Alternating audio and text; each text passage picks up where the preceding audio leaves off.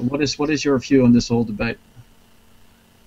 There's a couple of different perspectives. First of all, please take my Wired presentation in context. I was presenting to a room full of bankers, hedge funds, investors, and financial technology companies that had spent the entire morning talking about how they're all about disruption, and they want to disrupt their industry, then they want to disrupt their own companies, then they want to disrupt their own brain from the inside out so they can all be fully disrupted and embrace this revolution. And guess what? All of that was bullshit. Because when presented with actual disruptive technology, they run away screaming because they can't conceive of disruption that changes the fundamental principles of how they do banking: control, centralization, and regulation, limited competition.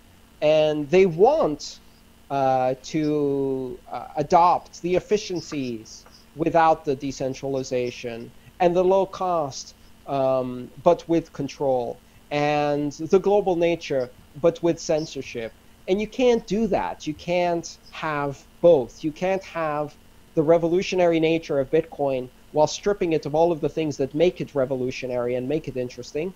And you can't have a blockchain that works without a system of rewards. Currency is an integral component to the security of the network. No one has demonstrated a decentralized or even a distributed time-stamped secure ledger that doesn't have some system of incentives behind it. And those systems of incentives, so far, we have one model that works, and that's Nakamoto consensus as implemented through proof of work and the reward of Bitcoin seigniorage. That is the only model we know that works and scales and is secure. What they want to do is create the CompuServe equivalent to Bitcoin, the AOL equivalent to Bitcoin, kind of like the internet, only closed and controlled. Minus the innovation, minus the excitement, minus the possibility of anyone doing anything interesting without asking for permission first.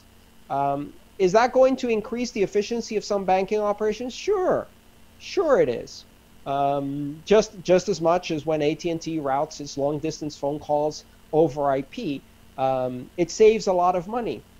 Is that going to change everybody else's view of the world? No. Is that going to bank 4 billion people who are currently unbanked precisely because of the issues of scale and centralization? No, of course not. That's not revolutionary. That is to revolutionize. And I've used this term before. To revolutionize something is to remove anything actually revolutionary from it, and then define by committee some kind of pale, unrecognizable alternative that is just about palatable enough to present in front of an executive committee. It's timid, it is weak, and ultimately it is ineffective. And it is the hallmark of every comfortable, fat, inefficient, corrupt industry when faced with enormous disruption to speak the words of revolution and then fail the actions of change, to pretend to embrace the new, but only as long as they're firmly routed and in the old, firmly rooted in the old, to pretend to want this disruptive change even while they fear and know that they cannot adapt to this disruptive change. Whether it's do you think they kind of take hostage the word blockchain in order to control the narrative? Well, that's the exact other side of this, which I find absolutely delightful.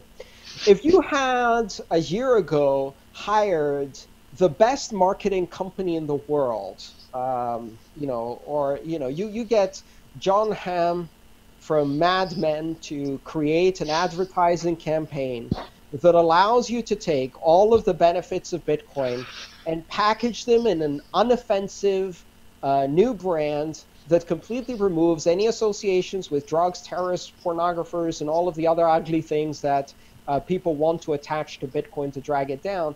Like, if we had engineered this marketing coup within Bitcoin, the people who did that would be receiving awards at marketing conferences for the most incredible bait and switch and rebranding of a failed brand ever. The banks did it for us, and for that we thank them, because what they're doing is they're pouring billions of dollars, at least $1 billion right now, but it's probably, together with the investments we don't see, probably closer to $2 billion of investment just by renaming it and making it more palatable. But guess what? They're training people on how to build Bitcoin technology. They're building startups that learn how to do Bitcoin technology. And when all of these people who are in the banks find that their model of controlled centralized blockchains cannot generate innovation, they're going to take their Christmas bonus, leave, and create a startup that's going to disrupt the banks from the outside. So awesome. So their dismissing of Bitcoin and embracing of blockchain is actually kind of backfiring to them eventually. But of course it backfires, because this is the history of every incumbent industry that has ever been disrupted.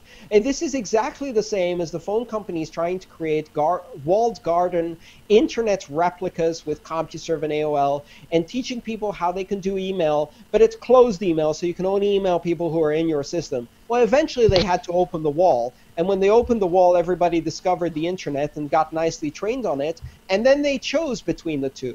And they chose the internet because it innovates faster, because it's open, because you can deliver these closed and centralized services to the parts of the world that desperately need them, because this doesn't solve the real problems with banking that are control and centralization. And so, yeah, great. Teach everybody blockchain. Put a wallet on every phone. Train everybody to do mobile payments. Train them that there are currencies that do not come in paper form but have value nevertheless. Teach them all of that. And then we'll show them Bitcoin and let them choose.